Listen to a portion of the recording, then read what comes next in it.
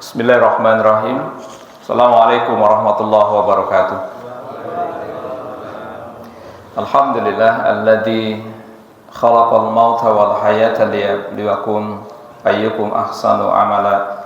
Asyhadu an la ilaha illallah wa asyhadu anna Muhammadan abduhu wa rasuluh. Allahumma shalli wa sallim wa barik ala Muhammad wa ala alihi wa ashabihi ajma'in, amma ba'd. Hadirin rahimakumullah, alhamdulillah, puji dan syukur pada hari ini Allah perkenankan kita untuk sama-sama hadir dalam sholat subuh berjamaah dan dilanjutkan dengan taklim. Mudah-mudahan hadirnya kita pada hari ini di masjid ini mendapat ridha dari Allah Subhanahu wa taala. Salawat dan salam semoga tetap tercurah kepada uswah dan qudwah kita, baginda Nabi kita Muhammad sallallahu alaihi wasallam, serta keluarga, kerabatnya dan para sahabatnya. Dan mudah-mudahan kita termasuk kelompok beliau yang tetap istiqomah dalam menjalankan sunnah-sunnahnya hingga akhir hayat kita. Amin ya rabbal alamin. Alhamdulillah, kita lanjutkan dari kajian bulan lalu. Hari ini kita akan membahas bagaimana orang yang mampu berpikir panjang sebelum bertindak. Jadi ini masih bicara tentang sabar sebenarnya, tetapi dalam pengertian yang panjang tentang sabar, diantaranya adalah mampu berpikir sebelum bertindak. Seringkali dalam kehidupan tentu saja kita mengedepankan emosi, apalagi laki-laki ya, emosinya di rumah itu kadang tidak terkontrol. Maka pandemi ini, menurut laporan data dari kementerian, angka perceraian itu meningkat tajam luar biasa. Ya, jadi kan yang punya hak talak laki-laki, suaminya di rumah. Emosi udah keluar tuh. Ya, kata-kata cerai, kata-kata pisah itu seringkali mudah betul diungkapkan oleh kaum laki-laki, terutama ketika emosi menghadapi keluarga di rumah. Nah, kita ingin coba bahas masih dalam kaitan ini di surat yang ke-42 ayat 43 dan surat 70 ayat ke-5. Tentang bagaimana perilaku sabar itu menjadi sesuatu yang sangat mulia dan itu memang berat. Ya, Allah berfirman, "Walaman sabara wa ghafara inna dzalika lamin azmil umur." Tetapi barang siapa bersabar dan memaafkan, sungguh yang demikian itu termasuk perbuatan yang mulia. Jadi kita masih membahas pada dua hal ini, sabar dan memaafkan. Ya, di mana kita masih ada poin yang ketiga, yang keempat hari ini kita bahas tentang bagaimana sabar dalam pendekatan psikologi. Mengapa demikian? Karena ada ayat yang perlu menjadi pertimbangan perhatian kita semuanya di surat Al-Ma'arij ini, surat ke-70. Fasbir sabran jamila, maka bersabarlah kamu dengan sabar yang baik. Jadi kita berharap mudah-mudahan Allah terus berikan kita kesabaran. Maka doa yang sering saya ucapkan dan sering saya sampaikan sebenarnya, doa ini di Quran surat yang ke-7 ayat 126 itu ada doa yang indah. Allahumma afrih alaina sabra wa tawaffana muslimin. Ya Allah, limpahkan, berikan kesabaran kepada kami dan wafatkan kami bersama orang-orang yang berserah diri atau dalam kondisi muslim. Jadi sabar ini kaitannya juga dengan proses kematian. Semoga nanti ketika ajal itu datang, Allah berikan kita kesabaran. Ya, Allah berikan kesabaran, kemudian Allah berikan kepada kita kekuatan menjaga iman Islam di akhir hayat kita. Ya, dulu di sahabat itu ada kisah yang sahabat Nabi ini tidak terkenal. Ketika selesai dimakamkan, lalu baginda mengajak bicara istrinya. Apa gerangan wasiat dari suamimu ini? Kata istrinya, ya Rasul, suami saya tidak pernah ngasih wasiat, tetapi pada saat-saat ajal menjemput, pada saat-saat sakaratul maut, itu seperti ngiko. Andai saja lebih jauh, andai saja lebih jauh, andai saja semuanya, andai saja semuanya. Nah, itu diceritakan kepada beliau. Nah, kata baginda, tahukah kamu ketika suami menyatakan bahwa andai kata lebih jauh, Suamimu turut pernah menolong orang, mengantarkan orang buta, berjalan menuntunnya tertatih-tatih menuju masjid. Maka dibayangkan ketika sakaratul maut itu, hal itu menjadi sebuah kebaikan. Karena dekat, maka dia bilang, andai saja jauh, andai saja lebih jauh. Bayangkan menuntun orang buta ke masjid itu pahalanya besar. Ya, yang kedua, andai saja lebih semuanya. Ya, jadi suatu hari ada tamu datang ke rumah untuk menyuguhi makanan, itu hanya satu, kemudian dibagi dua makanan itu. Ya, maka karena dibagi dua, beliau merasa menyesal. Andai saja semua saya kasih. Jadi kebaikan itu dibayangkan ketika kita menjelang sakaratul maut. Makanya doanya sabar itu tadi kaitannya juga dengan proses kematian kita. Karena sahur kita pasti akan mengalami ini.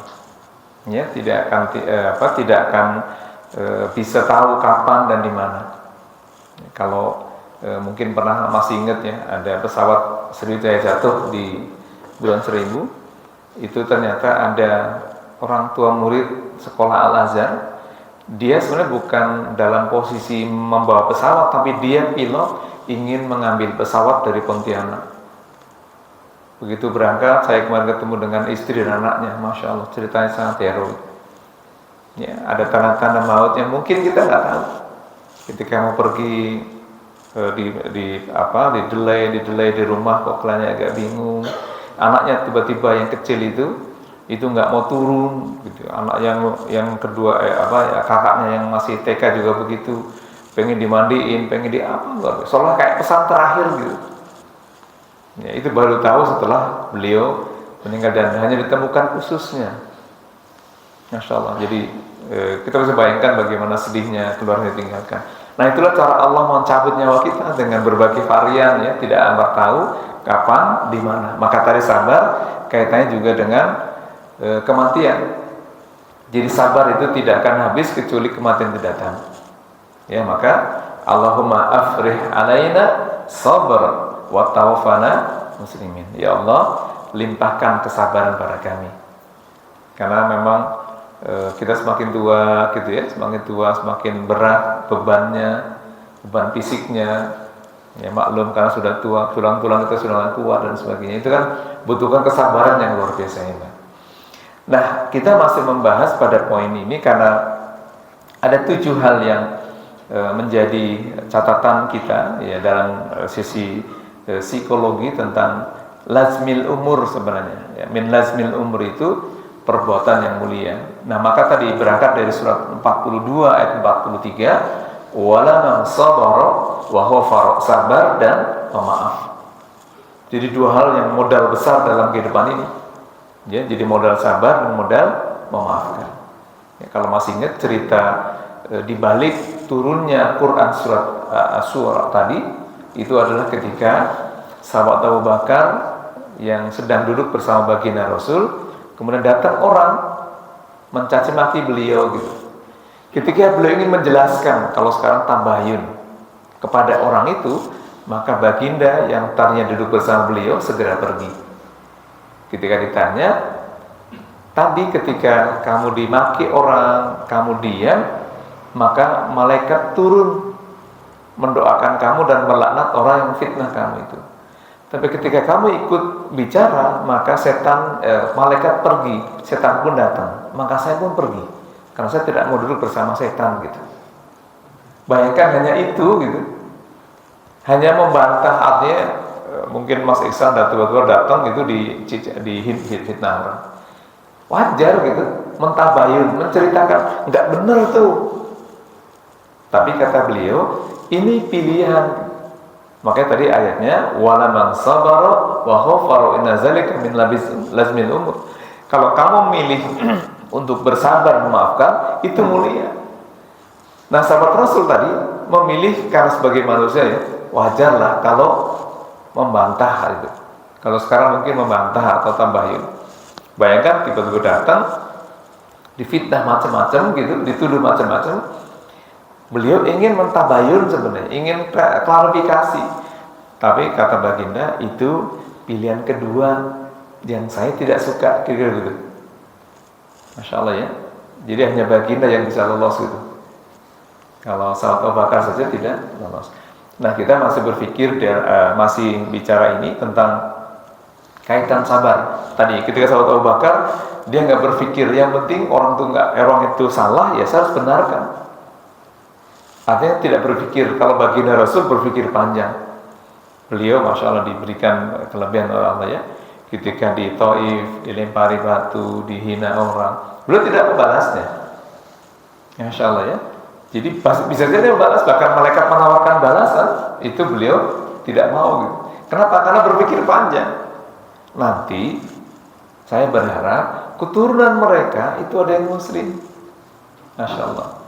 Ini ya kita tentu saja levelnya belum sampai ke sana, tapi minimal kita bisa belajar betapa pentingnya berpikir panjang sebelum bertindak. Nah, jadi dalam tadi kaitannya dengan pendekatan sabar dari sisi psikologi itu mampu berpikir panjang sebelum bertindak. Jadi bayangkan baginda itu memiliki karakter ini dan sahabat Abu Bakar itu tidak punya. Artinya tidak lolos dalam hal itu. Nah, di psikologi itu ada dua ya, indikasi bahwa bagaimana agar kita mampu berpikir panjang.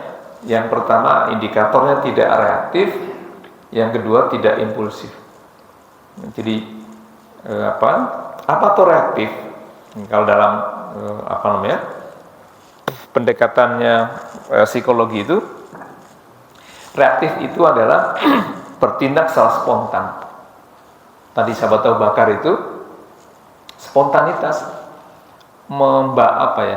membantah atau mengklarifikasi apa yang dituduhkan kepada beliau. Tapi kalau baginda tidak gitu, walaupun jangankan difitnah gitu ya, jangankan dicamaki, dilemparin kotoran, ditimpukin orang pun beliau tidak membalasnya gitu. Tentu ini levelnya bukan kita lah kira-kira gitu. Kalau kita baru dapat omongan aja mungkin ada istilah orang Betawi, lo jual, gue beli gitu ya. Nah, level baginda Masya Allah, maka Allahumma sholli alaih. Jadi beliau itu luar biasa. Nah, sahabat Abu Bakar itu ternyata tidak bisa berpikir langsung reaktif. Begitu dihina orang, reaktif. Apa reaktifnya? Aktif positif sebenarnya, karena mengklarifikasi. Nggak benar tuduhan itu. Tapi tindakan itu oleh baginda kurang disukai. Mengapa? Karena turun tadi ayatnya. Jadi kalau memilih sabar dan maafkan, kamu mulia luar biasa. Nah, yang kedua tentu saja pilihannya tadi yang dilakukan oleh Abu Bakar, bertabayun atau membantah kira-kira begitu. Nah, tentu saja kalau sahabat Abu Bakar tidak sampai reaktif yang berlebihan. Kalau kita seringkali reaktif itu cenderung merasa jadi korban. Ya, jadi korban, kemudian menyalahkan orang lain. Ya, dan kadang-kadang tidak bisa bertanggung jawab pada diri sendiri. Tidak ada apa-apa menyalahkan orang lain. Saya kena COVID, ini gara-gara si A, si B, si C, si B, dan sebagainya. Jadi reaktif itu lebih cenderung menyalahkan orang lain, Pak. Saya celaka ini gara-gara si A, si B. Masya Allah ya. Jadi orang reaktif itu cenderung tidak bisa berpikir panjang. Akibatnya selalu merasa dari korban. Ini kan gara-gara si A gitu, saya begini. Ya, Bapak keluar rumah ada kecelakaan, dia salahkan dia. Padahal mungkin saja kita ikut salah gitu ya. Nah, reaktif itu lebih cenderung menyalahkan orang lain. Nah, karena itu fungsi Islam sebagai agama itu kan mengubah sikap dan watak ini. Jadi reaktif menjadi proaktif. Kalau reaktif itu tadi spontan, ya menyalahkan orang lain. Kalau proaktif tidak, dia lebih cenderung untuk berpikir yang rasional. Nah, sikap tadi digambarkan dalam Quran, sikap reaktif itu digambarkan dengan sikap zulumat. Zulumat itu orang yang dalam kondisi gelap, zulum. Ya, orang yang zolim, yang gelap, orang yang hatinya tertutupi, orang hatinya itu penuh dengan kezoliman. Dia muslim tapi tidak mau sholat misalnya. Dia Islam tapi tidak mau ibadah. Zulumat. Ya, makanya kan ada doanya, Rabbana zolamna anfusana wa illam taghfir lana wa tarhamna lanakunanul khasyirin. Jadi kita ini seringkali menzalimi diri sendiri. Nah, sifat zalim itu dalam zulumat itu dalam pendekatan psikologi itu lebih dekat kepada sikap reaktif. Sementara proaktifnya itu digambarkan seperti cahaya. Jadi satu gambarannya gelap, satu gambaran terang. Jadi reaktif itu lebih kepada karakter orang yang gelap hatinya kotor, hatinya penuh dengan penyakit gitu ya, atau perilakunya negatif, maka digambarkan lawannya adalah proaktif atau an-nur ya. Dan itu ada dalam Quran surat Al-Baqarah ayat 257 ya, tentang bagaimana gambaran antara zulumat dengan nur ya. Allah berfirman, a'udzubillahi minasyaitonirrajim, Allahu waliyul ladzina amanu yukhrijuhum minaz zulumati ilan nur. Jadi Allah penolong orang-orang yang beriman, mengeluarkan dari zulumat kepada nur, kepada cahaya. Jadi zulumat tadi samakan dengan reaktif itu karena sikap negatifnya, kemudian nur itu disamakan dengan proaktif dalam kondisi kebaikan. Nah, kita pun berdemikian berharap dulunya mungkin zulumat, dulunya mungkin mudah marah, mudah tersinggung, sering menyalahkan orang lain, berubah ketika ada apa itu lebih cenderung memasrahkan kepada Allah. Jadi ketika ada musibah yang pertama lakukan bukan menyalahkan siapa-siapa, tapi lalu berkata, "Qul inna lillahi wa inna ilaihi rajiun." Jadi memasrahkan kepada Allah Subhanahu wa taala. Itu kan sikap yang baik. Itulah karakter yang tadi zulumat ilan nur. Jadi kalau kita kadang-kadang itu tidak siap menerima sesuatu yang memberatkan. Ya, kayak tadi saya ceritakan si keluarga ini itu baru menerima suaminya telah tiada ada itu setelah ketemu ususnya dan DNA-nya sama dengan anaknya. Baru dia nerima, oh berarti suami saya sudah meninggal. Karangan bunga datang ke rumah ditolak-tolakin. Suami saya belum meninggal. Memang berat luar biasa. Nah, bagi kita, mungkin kalau kita yang alami juga sama gitu. Nah, maka harapan kita mudah-mudahan nanti ketika Allah berikan kita kesabaran, artinya mampu berubah dari perilaku negatif menjadi positif. Nah, ketika semakin tua ini cobaan kita makin berat gitu ya. Jadi kayaknya kok sabarnya berat banget. Pengennya ngungkapin emosi luar biasa. Ya, sedikit salah istri atau mungkin cucu atau mantu pengennya luap-luap gitu. Nah, itu berarti ada indikasi kesabaran kita masih belum maksimal. Jadi kalau tadi fasbir sabran jamila, bersabarlah dengan kesabaran yang jamil, yang baik. Dalam surat Al-Ma'arij tadi tentu banyak indikatornya atau banyak syaratnya. Dalam psikologi tadi poin yang keempat itu adalah berpikir panjang. Jadi kalau misalnya Bapak punya cucu di rumah, cucu melakukan perilaku yang tidak baik, karena memang cucu itu anak itu salah melakukan kesalahan. Ketika kita berpikir yang reaktif, maka munculnya kata-kata yang tidak bagus. Kita sering kali muncul itu kan, ngomelin cucunya nggak kekaruan. Mungkin anaknya numpahin minuman, itu ngomelnya luar biasa panjang. Dan kadang-kadang bahasanya pun tidak bagus. Padahal kalau dipikir panjang, ketika kita ngomelin anak itu, maka tertanam dalam benaknya di short term memory gitu, long term memory, dari short term memory kepada long term memory. Memori jangka pendek dan jangka panjang itu tidak akan hilang selama hidup. Coba Bapak masih ingat nggak ketika orang nyakitin Bapak? Sesuatu yang menyakitkan itu sulit dihilangin dari dalam diri kita. Kenapa? Karena karakter manusia itu memang cenderung lebih egois, cenderung lebih mengedepankan emosionalnya. Nah, kalau tadi misalnya seorang bapak, seorang kakek, seorang nenek, cucu dan percucunya atau orang tua para anaknya, ketika ngomelin dengan bahasa yang kasar, mungkin bagi dia nanti setelah itu minta maaf selesai. Padahal tidak. Jadi dalam gambaran memori kita itu, ketika orang menerima hal yang negatif, itu tertanam, tertancap dalam dirinya. Apalagi anak-anak yang masih di bawah 6 tahun. Traumatiknya luar biasa, Pak. Masya Allah ya. Yang saya ceritakan ini karena kemarin saya berkunjung silaturahim ke rumah beliau. Anaknya masih TK, itu masih ngebayangin, masih nanya bapaknya suruh pulang. Traumatiknya luar biasa. Ini kan terbeban beban psikologis ini tidak akan hilang. Nah, bayangkan kalau ada seorang ayah, seorang kakek tidak berpikir panjang ketika cucunya, anaknya mungkin melakukan kesalahan dan melakukan ngomeli dengan kata-kata yang kasar gitu, yang keras, yang bahkan kadang-kadang mohon maaf ada orang tua yang ketika marah itu yang keluar isi kebun binatang misalnya. Ada nggak Pak? Ada ya. Misalnya di sini tidak ada ya. Masya Allah. Isi kebun binatang, isi terminal gitu ya. Masya Allah. Kenapa? Oh, saya kurang sabar. Saya nggak berpikir panjang kalau gitu. Padahal kalau saya berpikir panjang, ya Allah, saya yakin Bapak kalau habis ngomelin anak pasti nyesel. Habis ngomelin nih habis-habisan, dicubitin, mungkin dipukulin, Bapak pasti nyesel. Karena kesadaran itu biasanya setelah akhir gitu kira. Kata orang bilang penyesalan selalu di akhir gitu. Gitu ya. Coba kalau selalu belakang duluan. Nggak akan. Nah, ternyata itulah indikator sabar di situ dari sisi psikologi. Kurang bisa berpikir panjang. Nah, kalau kita berpanjang kan ya Allah, mau ngomelin istri pun mikir-mikir. Ya Allah, kita omelin dia. Istri domelin, dimaki-maki. Lah dia istrinya. Nanti dari tua juga dia ngurusin. Gitu ya. Saya punya saudara di kampung Pak, ya Allah, kemarin ketemu sudah tua, sekarang tinggal sendiri, ditinggal sama anak istrinya. Karena ketika masih sehat, masih seger buger, masih banyak uang, ninggalin ini anak istrinya. Dari tuanya diusir sama istri anaknya. Nauzubillah.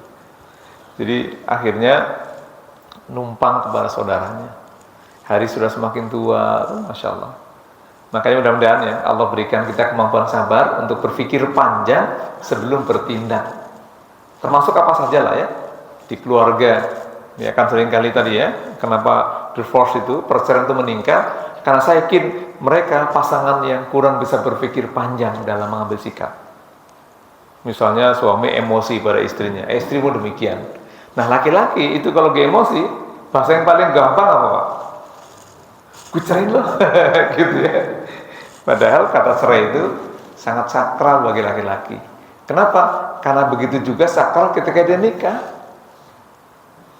Gitu ya, saya terima nikahnya, gitu ya, dan kawinnya fulana bikin fulan misalnya gitu, dengan mas kawin, itu hanya kata-kata itu yang halal, yang haram jadi halal Pak. Maka sebaliknya, kata-kata cerai pun itu bisa menjadi pemisah, karena ketika nikah pun dia cuma ngomong doang Pak, gitu ya. Coba Pak ketika mau nikah semangatnya luar biasa, pakai ilmu nggak Pak? Enggak kan? Bagaimana ilmu jadi suami enggak ada kan? Sama kalau begitu jadi suami itu tugasnya berat luar biasa. Hari pertama, kedua masih indah, dunia milik berdua. Yang lain pada kontrak sama kos gitu ya. Begitu mulai 1 bulan, 2 bulan, setahun, 2 tahun, sudah mulai keluar watak asli masing-masing. Aslinya. Waktu belum nikah, kata calon istrinya, ini laki-laki someone is the best. Laki-laki paling bagus, penyabar, penyayang, bla bla bla gitu. Paling penyabar. Begitu nikah, tidurnya ngorok, misalnya gitu ya, ngomongnya kasar. Masya Allah itu banyak. Suami pun sama. Ini perasaan dulu paling cantik istri saya gitu. Begitu setahun, 2 tahun, kok berubah ya, gitu ya. Nah maka orientasi nikah itu juga harus niatnya diluruskan. Nah ternyata kalau nggak berpikir panjang, itu bisa saja kita ngambil sikap yang membahayakan kita sendiri. Tadi ya, jadi suami istri, ya ini kalau punya cucu, punya menantu gitu dinasihati. Sebaiknya memang kalau perlu Pak, Bapak mau masih punya anak gadis misalnya gitu ya, atau yang punya laki-laki, berikan kepada mereka motivasi. Nanti nak kalau kalian mau nikah, satu syaratnya punya ilmu, bukan punya pekerjaan. Ya, kalau itu belakangan Pak. Kan kita nih termasuk yang jadi percontohan. Apa-apa ini percontohan. Nikah tanpa ilmu, gitu kan? Karena memang maksud ilmu itu ilmu khusus yang bicara tentang bagaimana jadi suami, belajar ilmu fikihnya kayak apa, belajar ilmu tauhidnya kayak apa sebagai suami, belajar bagaimana sabar, bagaimana ngatur, bagaimana komunikasi. Itu kalau buat kurikulum panjang, Pak. Nah, saya sedang menyusun kurikulum itu, rencananya kita mau bikin parenting school, sekolah orang tua, dan itu ada pra dan pasca, pranikah dan pasca nikah. Dulu sempat saya usulkan kepada salah satu menteri ya, salah pejabat itu, makanya sempat ada heboh ya. Dulu ada wacana nanti calon pengantin itu harus punya sertifikat. Pernah dengar ya? Langsung diserang kanan kiri. Wah, apaan itu? Gitu ya. Kalau di Malaysia itu sudah ya, mereka sudah mewajibkan calon pengantinnya itu sudah punya sertifikat minimal pendidikan 4 bulan. Nah, kalau kita enggak. Ya, kalau kita belum. Dulu kita berharap, kita sedang berharap mudah-mudahan ini bisa dilakukan, dimudahkan, karena kami tahu betul bahwa jadi suami itu berat, Pak. Pertanggungjawabannya berat kan? Bahkan ada hadis gini, salah satu qad haramallahu alaihimul jannah mutminul khamri wadayus. Ada 3 kelompok yang kata baginda diharamkan mau surga, Pak. Yang pertama orang yang kecanduan minuman keras mati karena kecanduan minuman keras. Ya, yang kedua, yang durhaka sama orang tuanya. Yang ketiga, suami yang membiarkan anaknya, istrinya, ya, atau tidak cemburu atau tidak membiarkan mereka tidak beribadah pada Allah gitu. Jadi salah satu haramallahu alaihimul jannah mutminul khamri wadayus. Auzubillah. Nah, yang terakhir dayus ini penting ini, buat laki-laki. Ya, anaknya istri nggak sholat, alah masing-masing. Padahal tidak, gitu kan? Tanggung jawab bapak itu.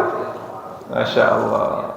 Suami istri nggak sholat, anak nggak sholat, jangan itu tanggung jawab bapak. Makanya berat kalau tadi hadisnya adalah dayus. Ya, ini disahihkan oleh Syekh Al-Albani. Kata beliau ini hadisnya sahih riwayat Imam Ahmad. Masya Allah ya.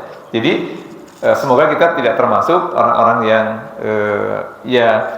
mudah menyatakan sesuatu. Nah, ini tadi ayatnya surat Al-Baqarah ayat 157. Allahu waliyul ladzina amanu yukhrijuhum minaz zulumati ilan nur. Allah pelindung orang beriman.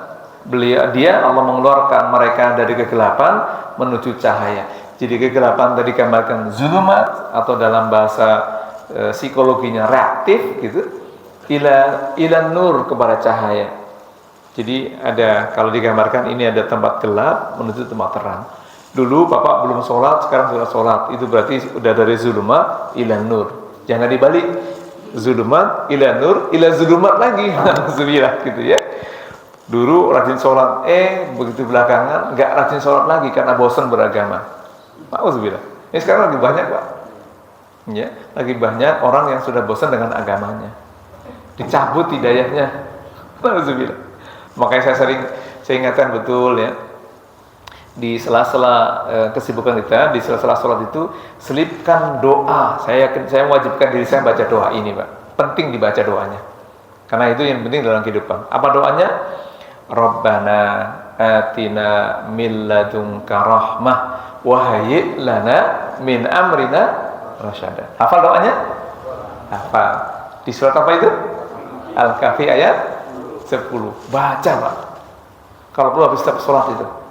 Ya Allah, berikan kami rahmat-Mu dan kuatkan hidayah dalam hati kami. Kan semua itu kita harapkan, Pak. Dapat rahmat nih, berarti kerjanya berkah, rumah tangganya berkah, bisnisnya berkah, semua berkah. Ya, cuman itu kita cari kan. Jadi hidupnya berkah, hidayahnya ada gitu. Jangan ini perusahaannya bagus, uangnya banyak, keluarga bagus, tapi nggak beragama. Nauzubillah. Ya, maka 2 hal kategori besar itu yang kita mohon pada Allah, dan doa ini kalau perlu dibaca setiap hari, minimal habis sholat dibaca doa ini. Ya, Rabbana atina min ladunka rahmah wa hayyi' lana min amrina rasyada. Gampang doanya. Ya, kalau belum hafal nanti buka di Quran surat ke-18 Al-Kahfi ayatnya 10. Ya, doa ini penting menurut saya dibaca, Pak. Ya, apalagi kita nih semakin tua, ya Allah, berikan rahmat-Mu nanti di penghujung akhir hayat saya, semoga Engkau berikan rahmat, hidayah itu ada. Ya, jangan sampai ini makin tua kok kayak makin galau ya saya beragama ya. Gitu ya. Makin gak karu-karuan gitu misalnya. Kan pernah saya ceritakan ya, ada orang memilih pindah agama di usia 70 tahun gitu. Na'udzubillah. Ini gak main-main, serius. Karena hidayah itu hanya milik Allah. Nah, kita berharap mudah-mudahan ketika cobaan itu datang, hidayah itu ada gitu. Tetap ada ya. Baik. Nah, ciri sikap reaktif itu apa? Minimal ada 4 ini, Pak. Kalau yang tadi memiliki sifat yang dalam bahasa Quran sebut zulumat, kegelapan itu. Nah, cirinya dalam psikologi itu satu, mudah sekali tersinggung. Orang ngomongin apa yang tersinggung dia. Padahal lagi ngomongin apa, kamu ngomong saya. Saya gitu ya. Di rumah istri bisik-bisik sama anak, kamu kan bapak ya, wah gitu ya. Ya udah tersinggung. Nah, yang kedua, cepat marah. Kalau udah tersinggung biasanya jadi mudah marah. Ini 11-12-nya gitu. Jadi kalau sudah mudah tersinggung, ujungnya pasti marah. Ya, merasa tadi kok saya difitnah orang, saya di ini orang dan sebagainya. Jadi mudah tersinggung. Nah, jadi mudah marah. Yang ketiga, mengeluarkan kata-kata yang kasar, tapi dia sesali sendiri gitu. Tadi ya, jadi kalau bapak ngomelin anaknya, ngomelin cucunya, habis ngomel dia diam. Ya Allah, kok saya ngomelin gitu. Nyesel gitu. Ya, menyesal selalu di belakang ya. Kalau ngomelin bahkan mungkin saya yakin lah bapak sebagai suami pernah ketika ngajarin anaknya dengan kata yang mungkin kasar. Ya, bahkan mungkin dengan pukulan. Ada pernah pukul anaknya, Pak? Atau pernah nyubit gitu? Dulu lah gitu ya. Karena cucu ini kalau dulu hampir mungkin bisa 90-100% barangkali ya keluarga di kita gitu, itu rata-rata pernah memarahin anak. Untuk pendidikan itu boleh kan, pendidikan. Karena pendidikan prosesnya ada reward and punishment. Jadi ada dikasih hadiah juga dikasih hukuman. Tapi kadang-kadang kita berlebihan gitu. Pernah ada ya anak sampai dipasung. Ada yang sampai dibunuh. Itu karena reaktif tadi, Pak. Bayangkan ya, ada seorang ibu misalnya atau seorang ayah membunuh anak sendiri. Itu berarti dia bersikap reaktif. Ya, jadi kalau reaktifnya masih kata-kata yang kasar, nah ini sudah perilaku. Nah, yang terakhir, yang keempat itu yang kadang-kadang nih sering hal sepele dibesar-besarin, Pak. Ya, pernah nggak sih ngalami di rumah? Kalau sepele itu masalah komunikasi jadi besar, ribut lah. Ya, antar bisa perang dunia keberapa di rumah gitu ya. Kayak sekarang di Rusia gitu ya sama Ukraina gitu, perang gitu, para tetanggaan gitu ya. Nah, di keluarga pun sama. Nah, seringkali dalam keluarga itu menjadi problem itu masalah yang kecil itu dibesar-besarin. Ah, itu berarti ada sikap reaktif di situ. Dan itu adalah diantara indikator tidak sabar. Jadi kalau bapak tadi misalnya di rumah mudah tersinggung sama istri, sama anak, sama menantu, sama cucu, sama tetangga gitu, oh berarti saya kurang sabar. Berarti saya memiliki sikap reaktif. Nah ini tadi ya 4 minimal indikator itu. Mudah marah, mudah kata-kata kasar. Ya, mohon maaf kadang-kadang sering banget kita dengar kata-kata dasar lo PODOH gitu, dasar lo GOPOOK gitu, gampang banget ya, sering. Masya Allah. Berarti kata-kata yang tidak bagus itu kan isi terminal gitu. Nah, yang lebih parah kalau isi kebun binatang, Pak. Lebih parah lagi kalau ngomong dasar kamu kayak gajah, mungkin orang nggak marah. Kenapa? Oh iya, saya gemuk. Dasar kamu kayak kura-kura, lelet. Tapi coba sebut 3 binatang. A, B, M. Gitu kan? Karena binatang A namanya binatang anjing. B nama binatangnya babi. M nama binatangnya monyet. Bayangkan, sama nggak 3 ini dengan kerbau, dengan sapi? Sama binatang, tetapi konotasinya berbeda. Gitu ya. Dasar kamu kayak gajah, lelet, gemuk gitu ya, susah bawa badan. Nggak marah, nggak tersinggung, karena emang mewakili gajah gitu ya, lelet, dasar kamu kayak gajah. Iya, padahal sama-sama binatang dan sama-sama nggak boleh. Tetapi konotasi negatifnya selalu bicara 3 binatang favorit tadi. Dan orang kalau lagi marah seringkali menggunakan 3 binatang ini, Pak. Gitu ya. Nggak pernah kan?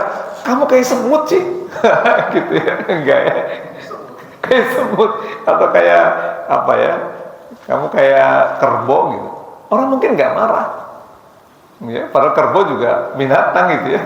Yang sulit kalau saya dulu di kampung punya kerbau kan, kalau sudah ditusuk itu hidungnya, itu dibawa kemana aja mau. Yang lucu itu ditusuk hidungnya itu untuk apa namanya? Apa namanya kalau di ini? Teluk ya, biar dituntun. Saya dulu punya banyak kerbau di kampung, Pak, sampai 20 berapa tuh deh, angon kerbau gitu. Jadi saya belajar karakter kerbau itu kayak apa. Saya tahu karena saya pengembala kerbau dulu gitu. Tapi orang nggak marah, kamu kayak kerbau. Nah, tapi kalau sudah tadi, kamu kayak BABI gitu. Orang marah emosi luar biasa. Kenapa? Karena babi, anjing, monyet dikonotasikan binatang yang perilaku buruk gitu. Nah, gitu. Nah, ini sikap relatif. Nah, mudah-mudahan kita tidak, oleh kata-kata yang kasar tadi ya, menyamakan anak dengan binatang itu kan tidak boleh. Nauzubillah. Jangankan orang lain, anak pun, apalagi anak. Ya, kenapa? Nanti anaknya ikut-ikutan kira-kira gitu. Kebalikannya, itu tertanam tuh. Bahwa saya pernah ngomong saya kayak A, B, M. Nanti begitu tua ada reinforcement dalam psikologi, Pak. Pengulangan masa lalu. Gitu ya. Jangan-jangan kenapa orang berani ngomong tadi itu karena pernah mendengar orang mendengar ngatain dia seperti itu kira-kira gitu. Dasar kayak B gitu. Kayak B2 misalnya gitu kan. Ya itu contoh ya. Baik. Nah, mengapa perilaku reaktif itu perlu dihindarkan? Jadi kalau orang reaktif, Pak, dalam psikologi itu merusak suasana hatinya. Yang tadinya nyaman, tenang, jadi galau. Mudah betul karena pengaruh dari luar. Ada di orang ngomongin apa bisik-bisik langsung dia yang stres. Karena dianggap ngomongin dia.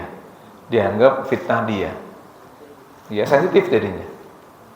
Nah, bayangin kalau di rumah dulu kan kamu sensi mau head ya? Gitu ya.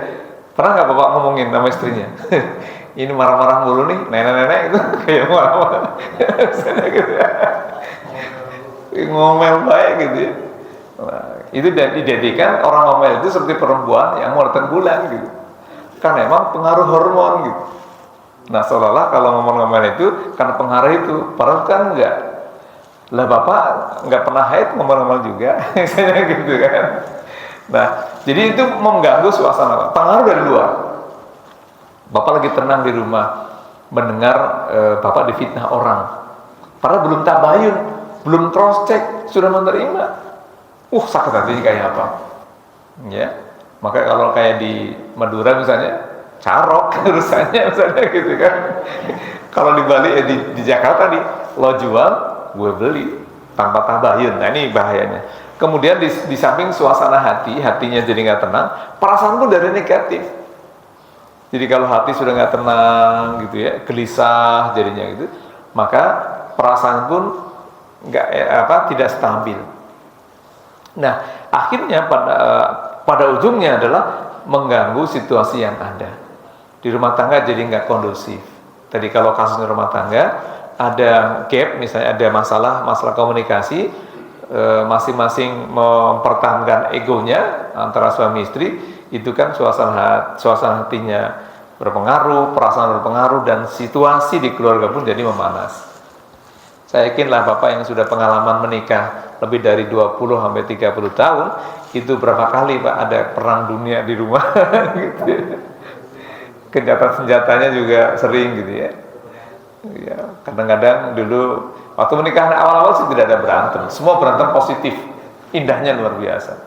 Tapi begitu sudah masuk ketahuan karakter masing-masing, sudah mulai sering tersinggung, mudah marah, yang sepele tadi menjadi besar. Nah ternyata itu ujungnya ini ada ketidaksabaran.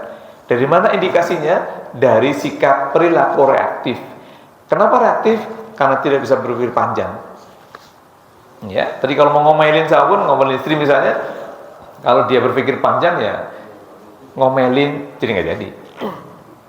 Ya, mau ngomel nggak jadi, mau apapun nggak jadi gitu. Jadi kalau ngomelin, ya saya ngomelin, capek gitu. Udah capek apa ngomong capek, nanti yang rugi juga saya juga, rugi kan. Nah itu berpikir panjang aja bisa menempatkan posisinya, kapan, bagaimana, mengapa gitu. Kapan harus ngomong, mengapa harus ngomong ini dan sebagainya. Kita tadi kalau belajar dari kisah sahabat Abu Bakar bersama baginda Rasul, itu ketika beliau ingin menjelaskan tentang apa yang dituduhkan itu baginda nggak suka. Kenapa? Karena biasanya kalau kita membalas sesuatu itu bisa lebih, Pak. Bapak cerita nih, Mas Ihsan misalnya difitnah orang. Orang itu pasti ketika membantah pasti lebih dari apa yang diomongin itu. Kenapa? Karena ingin berdalih, membela diri. Tentu ingin yang baik-baik lah. Oh nggak benar, kamu tahu nggak? Wah luar biasa. Nah ternyata apa yang dilakukan baginda Rasul itu sesuai dengan ilmu psikologi, Masya Allah. Artinya baginda kan tidak belajar psikologi nih, tetapi justru dari beliau kita belajar tentang ini. Maka kalau semakin gali ya, misalnya ada buku yang dikarang oleh Profesor Dr. Usman Najati, beliau guru besar di beberapa kampus di Timur Tengah, menulis buku Al-Hadis An-Nabawi wa Ilmu An-Nafas, hadis-hadis Nabi dalam perspektif psikologi. Itu Masya Allah kalau dikaji ya. Jadi ya baginda memang sudut teladan yang paling indah, yang paling baik. Makanya ada uswatun hasanah luar biasa. Ya bayangkan, ini kan kajian psikologi sabar itu sangat luas. Dalam sisi psikologi saja misalnya tadi, oh ternyata mengapa beliau tidak suka ketika sahabat Abu Bakar membalas itu ternyata dalam pendekatan psikologi modern, oh itu adalah potensi berperilaku reaktif, sehingga itu bisa merusak suasana hati sendiri. Ketika dia diam, oh iya ya sabar, dia memaafkan, diam, itu jauh lebih menenangkan kata baginda kan, dan itu lebih mulia. Ya, nah kalau kita yang mungkin pilih yang sahabat Abu Bakar itu, gitu ya, ketika mainan langsung, apa-apaan lo, nggak bener lo, oh malah makin tadi ya, karena biasanya reaksi itu lebih besar daripada aksi yang ada gitu. Aksinya satu, reaksi bisa 5. Bapak diomelin 1, bisa 10 balasnya gitu. Nah itu ternyata rasanya subhanallah, baginda Rasul itu memberikan contoh yang sangat luar biasa. Ya, kalau dalam bahasa Arab mulanya amazing betul. Amazing betul. Luar biasa betul. Amazing betul. Ini luar biasa, spektakuler. Mengapa? Karena kalau dirunut ternyata beliau telah meletakkan dasar-dasar kajian psikologinya luar biasa. Ya, dan praktek bukan contoh. Kalau kita masih contoh aja, Pak. Masih teori gitu. Ya, kadang-kadang kita masih terpancing emosi, marah, ya Allah, kurang sabar gitu ya. Nah ini kan ya tugas kita bersama. Ini berapa pekan menjelang Ramadan. Ya mudah-mudahan Allah tuntun kita untuk bisa berpikir panjang ya, tidak reaktif. Ini kalau reaktif. Satu lagi sebelum saya akhiri, itu sikap impulsif namanya. Impulsif adalah perilaku yang cenderung untuk bertindak tanpa berpikir. Ini kalau sikap ini. Jadi kalau tadi mudah ngomong apa saja, prasangka, kalau impulsif itu cenderung tanpa berpikir, ya, perilaku yang sering dikaitkan dengan hasil yang tidak diinginkan. Makanya sikap impulsif ini sering dikaji dari sisi perilaku hidup konsumtif. Bapak ngajak istri belanja ke mall, dari rumah pengen beli minyak, walaupun sekarang lagi minyak susah ya. Sampai di mall cuma beli minyak enggak? Enggak. Pak, ada diskon Pak. Berapa? 50%. Masya Allah. Langsung borong itu. Diskon Pak, mumpung kapan lagi. Padahal dia nggak tahu itu strategi marketing orang kan. Diskon 50%, naikin dulu 70% misalnya gitu. Masya Allah. Nah begitu pulang baru, coba Mak, lihat struknya. Amazing. Gitu ya. Kalau tadi amazing pada baginda, ini amazing, kaget. Ya Allah, ini mah gaji sebulan habis Pak. Ya, itu perilaku konsumtif lebih cenderung. Jadi akhirnya beli itu padahal bukan kebutuhan. Maka di awal dulu pernah saya sampaikan gini, di antara indikasi psikologi itu bisa mengendalikan diri antara emosi dengan keinginan. Keinginan itu adalah basis kebutuhan. Makan itu kebutuhan. Ketika makan ingin enak namanya keinginan. Pakaian itu kebutuhan. Ketika ingin pakaian yang bagus, yang mahal itu keinginan. Tempat tinggal itu kebutuhan, tapi ketika ingin rumah yang mewah dan sebagainya, itu dari kebutuhan beranjak menjadi keinginan. Nah itu loh yang seringkali beli barang apa saja itu sebenarnya nggak perlu. Apalagi kalau bawa masuk mall, itu kena hipnotis Pak. Oh iya, silakan tanya ibunya tuh. Beli di warung pasar, beli semangka 10.000, masih ditawar Pak. Yang jual kongkong lagi. Kong, berapa semangka? Beli Neng, mahal amat Kong, 5.000 ya. Begitu masuk ke mall, semangka yang sama, harga 20.000, bernawar nggak? Enggak. Berarti kenapa kena hipnotis gitu? Iya. Jadi kalau ngajak istri ke itu sebenarnya baik, Pak, banyak istighfar. Banyak istighfar. Ya sering kayak tadi. Ternyata perilaku impulsif itu kadang-kadang beli sesuatu yang dia nggak butuh gitu ya. Jadi ini ada beberapa perilaku ya, tindakan itu spontan, tidak mempertimbangkan dampak tadi ya. Jadi seperti Abu Bakar ketika berperilaku itu cenderung beliau ingin hanya berpikir, saya hanya ingin menjelaskan biar tidak jadi fitnah gitu ya. Tetapi itu tidak tidak diinginkan oleh baginda Rasul Shallallahu Alaihi Wasallam. Nah, gejala impulsif ini minimal 3 Pak. 1, tidak bisa mengendalikan diri. Jadi kalau tadi ya, pokoknya bertindak ya, kalau orang luar negeri bilang kumangkewe lah gitu ya, kumangkewe gitu. Bagaimana nanti aja. Ya, yang kedua tidak disiplin atau kurang disiplin. Yang ketiga mudah berspekulasi. Ini bahaya luar biasa Pak. Ya, ini pandemi ini berisolasi lah macam-macam gitu. Nah, ini diantara gejala perilaku impulsif. Jadi tidak bisa mengendalikan diri tadi. Lagi belanja di mall itu kan enak banget ya, suasana dingin. Wah, harga sudah kelihatan. Kalau pasar kan enggak, udah becek, apalagi bau. Wah, kadang-kadang harus nawar dulu. Kan ribet. Makanya kenapa hipnotis tadi begitu Pak masuk dinginnya, itu hipnotis pertama. Yang tadinya nggak mau beli jadi beli. Kenapa? Gengsi Pak. Apalagi kalau yang nawar perempuan, laki-laki. Ayo Pak, ini luar biasa ngobrol. Bapak nggak tahu sekarang hipnotis, akhirnya beli gitu kan. Sama ibu juga sama. Ya, diajak ngobrol salesnya dengan ngalong ngidul, akhirnya yang tadi nggak beli jadi beli. Itu yang indikasi tidak bisa mengendalikan diri ya. Kemudian kurang disiplin ya, tidak disiplin. Kemudian tadi mudah berspekulasi. Ini diantara ciri indikasi sikap impulsif. Nah, kesimpulannya bahwa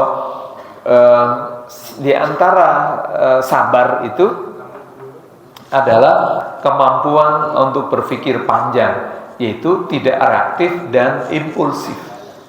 Tidak reaktif tadi ya, tidak mudah tersinggung, tidak mudah marah. Tidak impulsif itu tidak mudah berpikir panjang. Karena ada ayat terakhir, saya lupa nih. Ada ayat yang mengingatkan kita agar tidak bersikap impulsif. Ya, di surat Al-Isra ayat 36. Ya, wala taqfu ma laysa laka bi'ilm inna syam'a wal basara wal fu'ada kullu ulaika kana anhu mas'ula. Jadi jangan kamu mengikuti apa yang kamu tidak ketahui. Sesungguhnya pendengaran, penglihatan dan nurani atau pikiran itu semua itu akan diminta pertanggungjawaban. dalam Islam itu tidak boleh bertindak tanpa berpikir, Pak. Jadi tadi kalau di psikologi itu ada sikap impulsif, kalau dia bahasa Quran itu kita dilarang untuk mengikuti sesuatu yang tidak kita ketahui.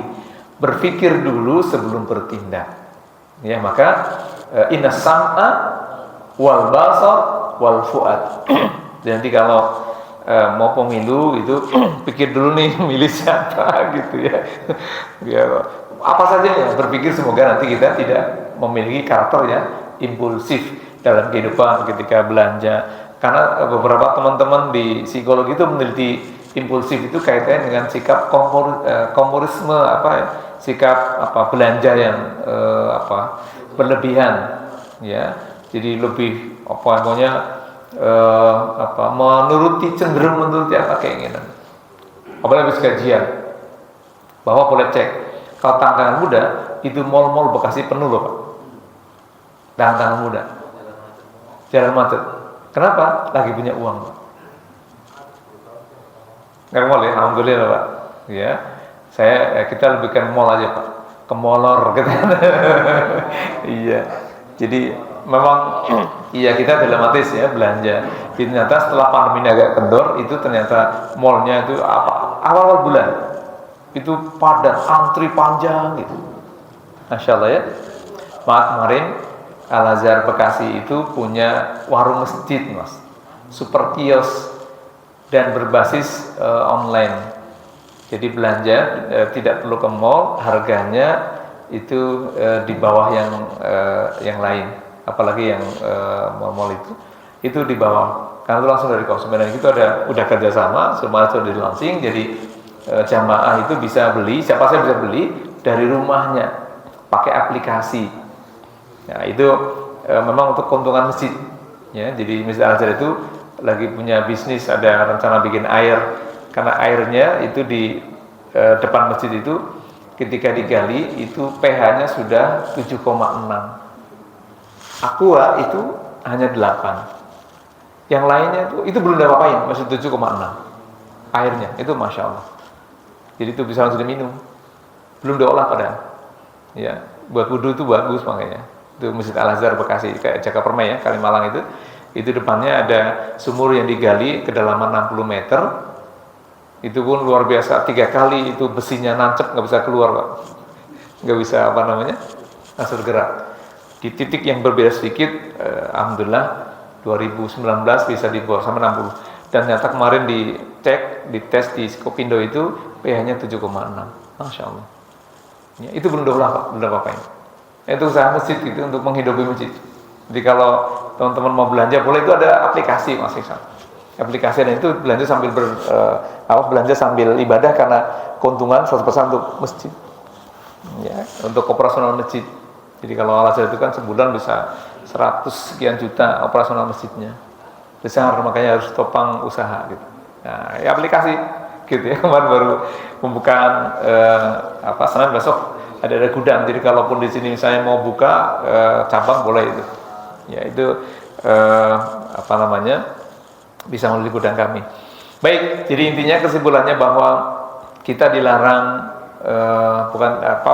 kita dianjurkan oleh agama kita untuk bisa bersabar, minimal kita belajar indikasi sabar yang mampu berpikir panjang.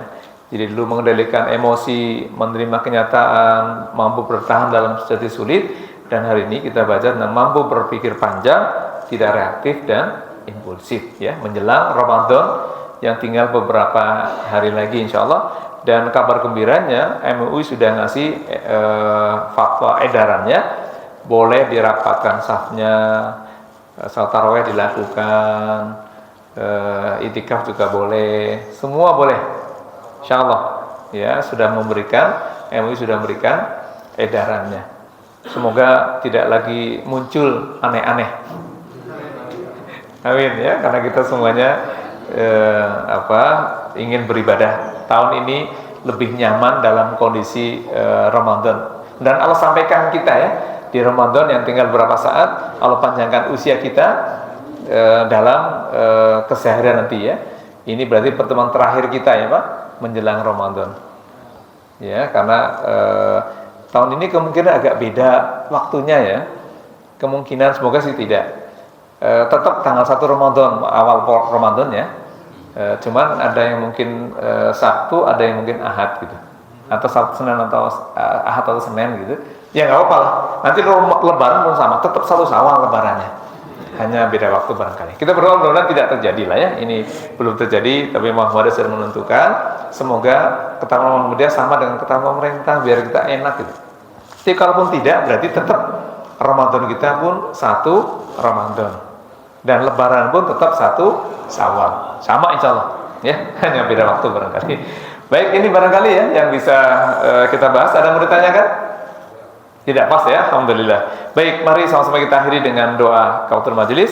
Subhanaka Allahumma wa bihamdika asyhadu an la ilaha illa anta astaghfiruka wa atubu ilaik. Terima kasih. Assalamualaikum warahmatullahi wabarakatuh.